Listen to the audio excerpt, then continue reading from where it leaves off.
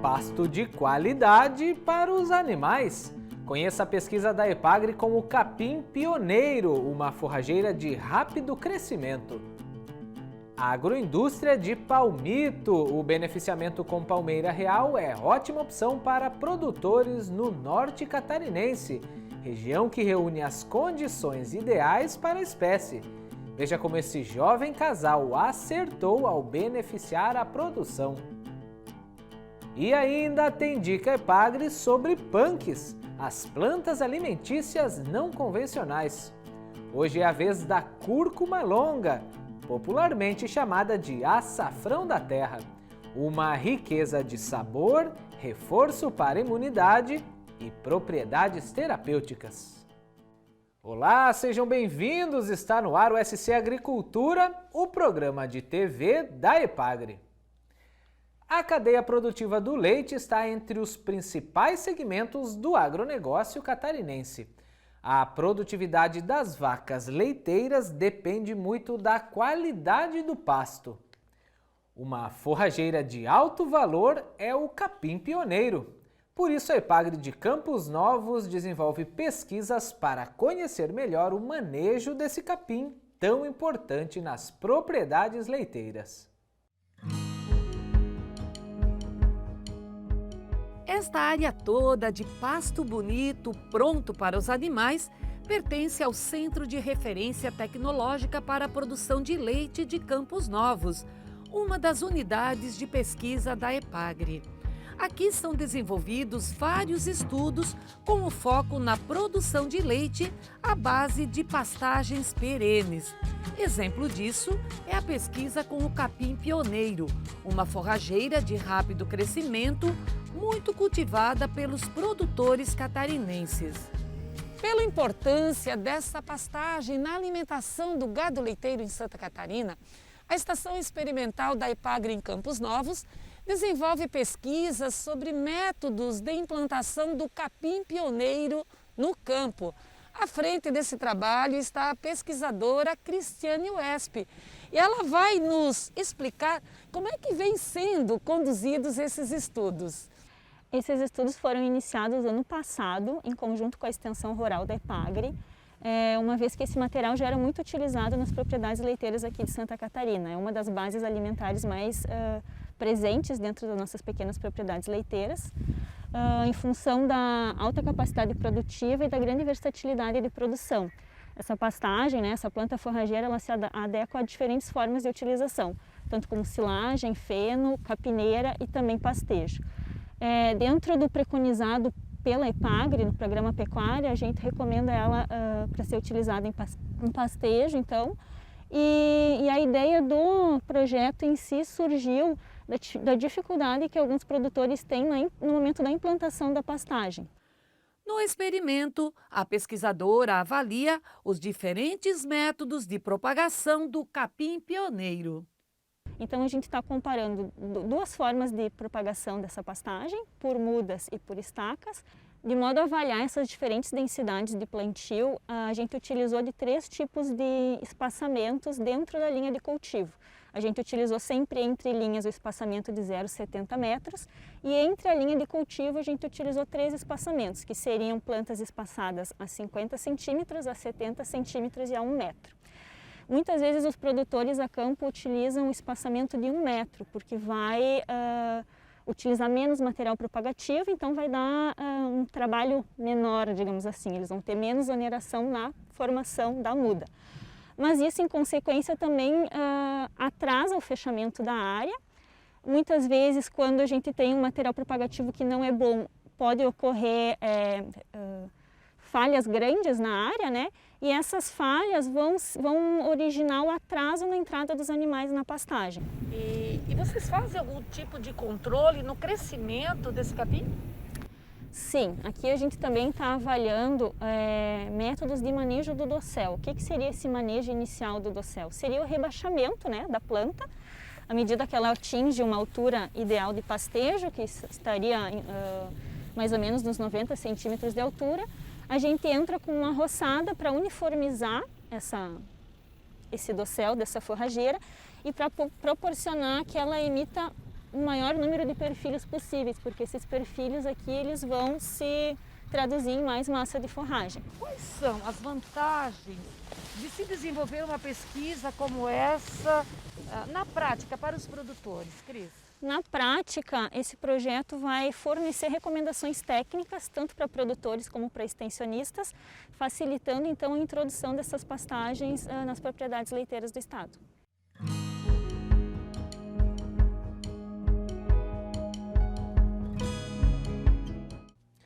E é hora de mais vídeos sobre as medidas adotadas pelos agricultores e técnicos da EPAGRE para combater a pandemia.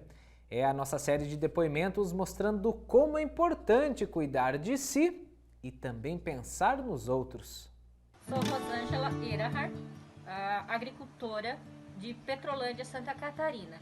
Também trabalhamos com agricultura familiar e turismo na propriedade. E todas as pessoas, os visitantes da propriedade, é obrigatório o uso de máscara e também o álcool em gel que a gente tem na entrada da propriedade. Trabalhamos com os queijos artesanais de ovelha e tentando o máximo possível cuidar, né? Cuidar dos visitantes para que essa pandemia logo passe e a gente consiga trabalhar com todas as atividades normais como a gente já vinha trabalhando antes da pandemia e ter uma vida normal, né? No próximo bloco, plantas alimentícias não convencionais. Na nossa série sobre as punks, hoje falamos da cúrcuma longa ou açafrão da terra. Veja tudo que essa planta tem de nutrientes, inúmeras propriedades terapêuticas e ainda uma ótima utilidade na cozinha. E ainda hoje tem uma agroindústria de palmito que é modelo de produção e de beneficiamento no norte catarinense. Fique com a gente e nós já voltamos.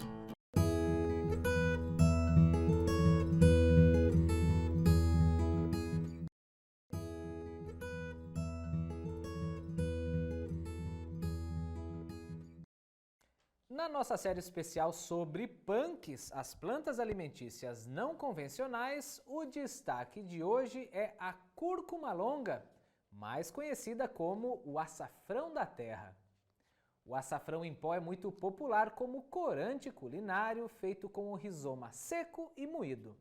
In natura, pode ser usado ainda em diversas preparações, como legumes refogados, caldos, arroz, omelete, pipoca e azeite temperado. Sem falar que possui uma infinidade de propriedades terapêuticas e é ótimo para reforçar a imunidade. Confira toda essa riqueza de sabor e de benefícios da cúrcuma longa, o açafrão da terra.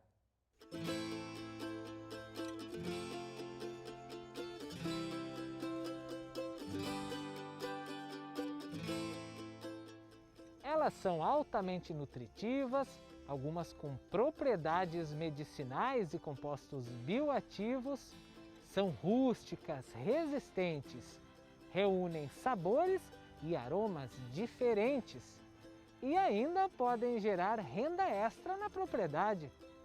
Por isso, as punks, as plantas alimentícias não convencionais, têm um lugar especial aqui no CETRE, o Centro de Treinamento da EPAGRE em Florianópolis. É uma URT, Unidade de Referência Técnica. É daqui que vem a Dica EPAGRE de hoje falando sobre a cúrcuma longa, conhecida como o açafrão da terra.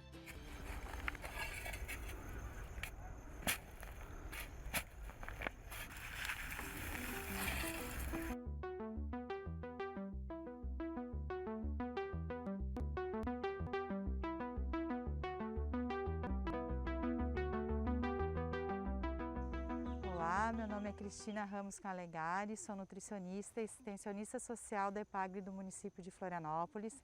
E a dica EPAGRE de hoje é sobre o uso da planta alimentícia não convencional, punk, que é popularmente conhecida como açafrão da terra. O nome científico dela é cúrcuma longa. E aqui na minha mão eu tenho um rizoma com essa coloração bem alaranjada, que é muito rico em curcumina, é o princípio ativo dela, que tem uma função principalmente antioxidante e anti-inflamatória. Então promove muita saúde, né? Ela tem um uso medicinal bem abrangente, né? Que também inclui questões como regulação de glicemia, saúde do fígado, né? Desintoxicação do organismo, mas principalmente o uso como anti-inflamatório e hidratante. Então é considerado um tempero punk, porque o uso na alimentação dela é como tempero. Ela é da família do gengibre, então ela tem um sabor assim bem picante, como o gengibre, e aí você pode dosar conforme o seu paladar, né? É muito utilizada na culinária indiana, na medicina Ayurveda, né? Que vem lá da Índia, então a gente conhece o curry, que é um tempero que a cúrcuma longa é um dos principais componentes. Também encontramos a cúrcuma longa, né, o açafrão da terra, pode chamar assim que é o nome popular, em forma de pó no comércio. Só que a gente precisa ter um cuidado, porque muitas vezes é misturado a farinha de milho e aí ela não é a cúrcuma longa pura, né? Então dependendo do local onde se adquire, né, como foi produzido, precisa verificar se ela é a cúrcuma longa pura ou não. As formas de uso, então, a gente pode usar o rizoma assim fresco, cortado em rodelas ou ralado como tempero, né, para omelete, para carne, inclusive ajuda na digestão, né, da proteína. Arroz, o arroz fica bem amarelo, é um uso bem tradicional usar a cúrcuma ralada ou em pó no arroz.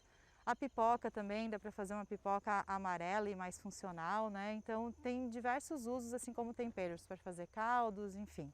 Então pode ser usada ela fresca, ralada ou picada, pode ser feito o pó, então faz a desidratação, né, numa temperatura adequada, que não é uma temperatura muito alta, ali 35 graus, no máximo 40 é o ideal, e depois tritura para fazer o pó, que é uma forma de conservação também, porque se a gente colhe ela uma vez no ano, ou se não tem ela disponível no nosso quintal, é melhor, né, fazer o pó dela e ir usando ao longo do ano.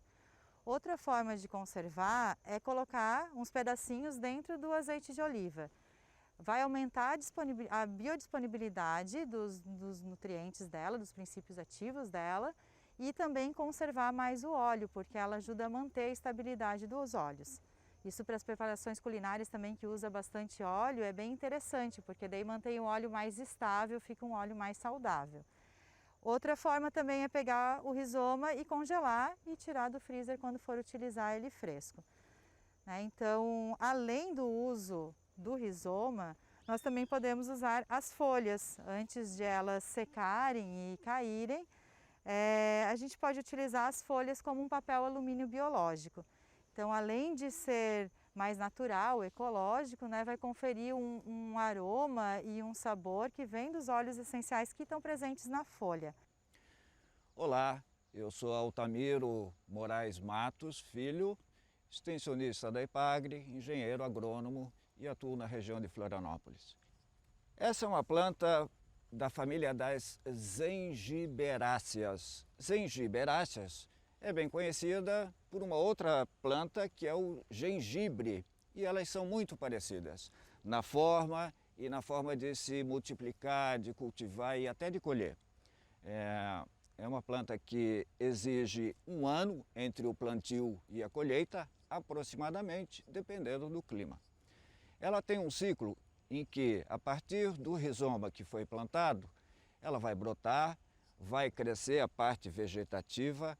Essa parte vegetativa pode ir sendo usada para a culinária, como a Cristina já falou, e a colheita dos rizomas só vai se dar quando ela perder as folhas naturalmente. Aqui no clima do sul, isso acontece normalmente no inverno. As folhas praticamente secam e desaparecem. É nesse momento que a gente tem a maior concentração de substâncias no rizoma, que é a parte que vai ser colhida abaixo da terra. Como é que se faz então a reprodução? É com esses pequenos pedaços de rizoma, tal qual o gengibre, que a maioria de vocês já conhece. Então, se planta esses rizomas em um solo fofo. O que é solo fofo? É um solo que não seja compactado ou que não tenha muita quantidade de barro, argila. Tem que ser um solo que tenha uma quantidade de matéria orgânica que permita que essa planta tenha a nutrição adequada, mas que também permita o arejamento e a fácil passagem da água. Portanto, nem muito seco, nem muito úmido. Essa é o solo ideal. Fertilidade é matéria orgânica. Não recomendamos adubação química para esse tipo de planta. Ela não necessita e ela vai muito bem apenas com adubação orgânica. Bem, nós chamamos essa planta de açafrão da terra, né? A cúrcuma longa no nome científico. Não vamos confundir com o açafrão verdadeiro. É outra planta, é de outra família e vem importada dos países em volta do Mediterrâneo, onde ela é natural.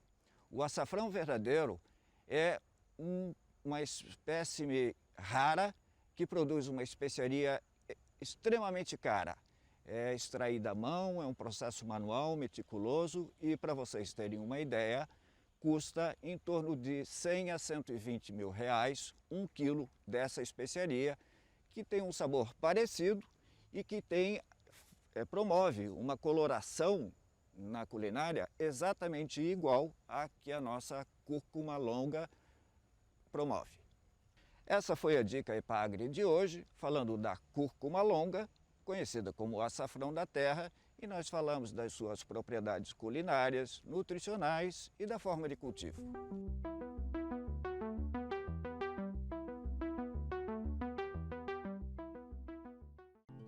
A seguir, capacitação para produzir melhor no campo e melhorias na infraestrutura para aprimorar o beneficiamento. Veja o sucesso de uma agroindústria de palmito localizada no norte catarinense. É depois do intervalo, em instantes, aqui no SC Agricultura. Eu sou aqui da cidade de Canoinhas, sou feirante aqui. A gente tem aqui no nosso mercado municipal de Canoinhas todas as medidas, né, cabíveis aí para a gente evitar a Covid-19. Cada um aqui tem sua máscara, cada banca possui seu álcool em gel. Na entrada também é feita a distribuição de senhas para evitar a aglomeração. Então a gente está tomando aí todas as medidas possíveis e cabíveis para a gente, agricultoras, também cuidar na questão da nossa saúde. Tem álcool em gel na entrada também do nosso mercado municipal e aqui entre um lado e outro do nosso mercado municipal também temos o álcool em gel.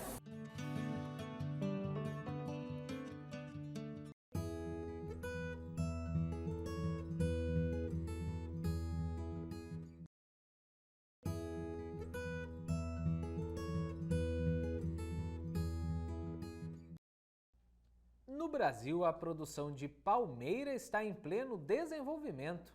Estima-se que a cultura movimenta em torno de 35 milhões de reais por ano, incluindo aí palmeira real, pupunha, imperial, as nativas como jussara e alguns híbridos que já estão sendo desenvolvidos em pesquisa. Vamos então conhecer uma agroindústria no norte catarinense que aproveitou muito bem esse momento. Um empreendimento administrado por um jovem casal de agricultores. Um jovem casal que decidiu dar um passo à frente nos negócios. Depois de 5 anos vendendo palmito in natura, optaram por beneficiar a produção. E com um diferencial: qualidade acima de tudo. Algo que justificasse a denominação gourmet. Nos nossos trabalhos, a gente via que desde o começo, que a gente ia nas pesquisas atrás do mercado, a gente escutava muito que o produto era meio tipo assim queimado no mercado, porque era muito duro, muito fibroso. E a gente decidiu, se for para nós implantar, nós tínhamos que implantar algo diferente. Algo que o consumidor levasse para casa, comprasse e gostasse. Que ele retornasse de volta no mercado, né, e pedisse novamente aquele produto, né? Desde quando a gente teve a ideia inicial da empresa, a gente já sempre pensava, existem tantas marcas no mercado, né? Qual que vai ser o nosso diferencial para a gente pôr mais uma marca? Aí a gente pensou no produto gourmet. Todos os nossos cortes são muito bem selecionados, a gente vê se esse corte não está fibroso, nada disso, e daí só vai mesmo para dentro do vidro, para dentro da embalagem, um produto que a pessoa vai abrir a embalagem e vai consumir tudo que tem lá dentro. É importante lembrar que o sucesso da agroindústria começa aqui na lavoura. Essa é uma área de cerca de 10 hectares, onde o Henrique e a Joyce cultivam cerca de 120 mil plantas de palmeira real e pupunha. O manejo correto desses pés, os cuidados com a nutrição do solo, a hora certa do corte, tudo isso traz mais vantagens e rentabilidade na hora da comercialização. Essas palmeiras, elas carecem de um desenvolvimento muito interessante, que é justamente a questão da matéria orgânica e a utilização de nitrogênio. Aqui no solo, como eles fazem o corte da palmeira, fica toda essa matéria orgânica no solo, onde libera-se nitrogênio e outros nutrientes, além de uma adubação complementar, que neste caso foi trabalhar com uma adubação orgânica à base de esterco de galinha. 3 vezes por ano, mais ou menos uma concentração para poder colocar os nutrientes suficientes para o desenvolvimento da planta. A palmeira real da Austrália é a espécie mais plantada em Santa Catarina. São mais de 10 mil hectares. Isso se deve às pesquisas da EPAGRE. A planta gosta do clima quente e chuvoso do norte catarinense. A região de Joinville responde por 80% da produção estadual. Características como a brancura e a maciez faz da palmeira real uma das preferidas pelos consumidores, se assemelhando muito ao palmito nativo Jussara. Tudo isso associado à agregação de valor com a agroindústria resulta em mais lucro ao produtor rural. Nas agroindústrias, geralmente eles conseguem agregar valor porque um palmito como esse daqui, ele dá aproximadamente de 30% até 50% do volume de um vidro. Então, de 2 a 3 palmeiras fazem o vidro, que hoje está sendo comercializado a mais de R$10 o vidro. Fora que ele ainda tem o rendimento da parte basal, que é a parte dos picados e da rodela, que também agrega-se um valor acima de R$5 por vidro. Então, tranquilamente uma palmeira dessa, hoje, para um produtor que tem uma agroindústria, passa de 150% a mais de rendimento. O cultivo de palmáceas garante sustento de aproximadamente 2.000 famílias de agricultores em Santa Catarina.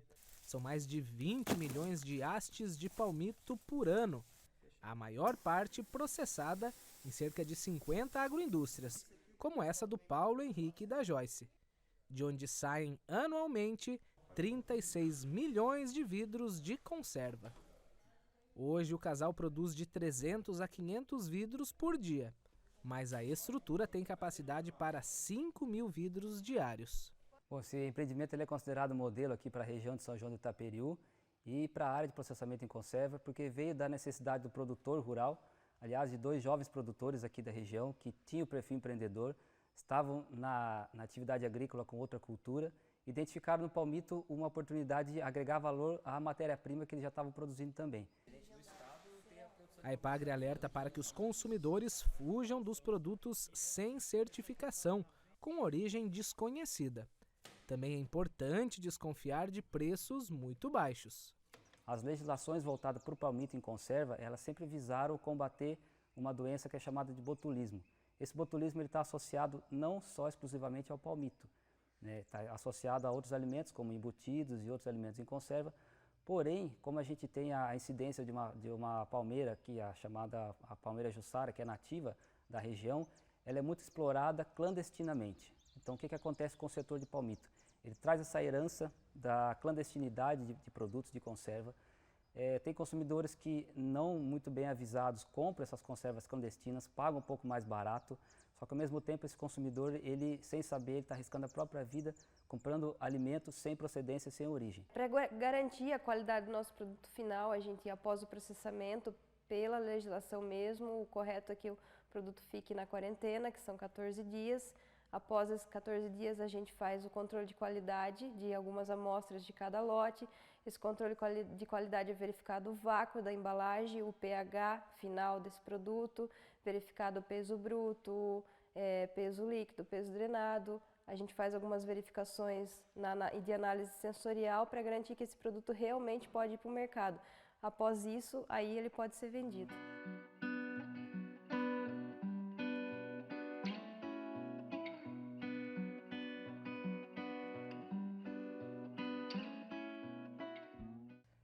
edição de hoje do SC Agricultura fica por aqui, lembrando que tem mais conteúdo sobre agricultura, pesca e pecuária catarinense nas redes sociais da EPAGRE. A gente se vê semana que vem. Até lá! Tchau!